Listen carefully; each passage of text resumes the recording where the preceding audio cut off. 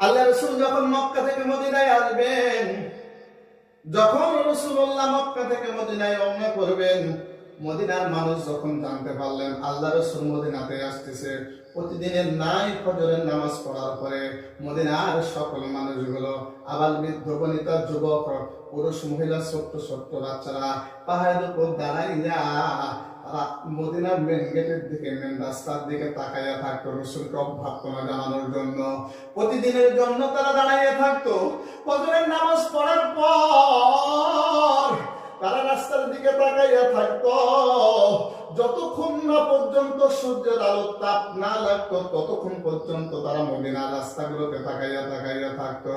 একদিন যায়, 2 দিন যায়, 3 দিন যায়, হঠাৎ করে আল্লাহ রাসূল যখন মদিনায় আসতেছিল, এর মধ্যে একজন ইহুদি পাহাড়ের উপর থেকে তাকাইয়া দেখে আল্লাহ রাসূল আসতেছে।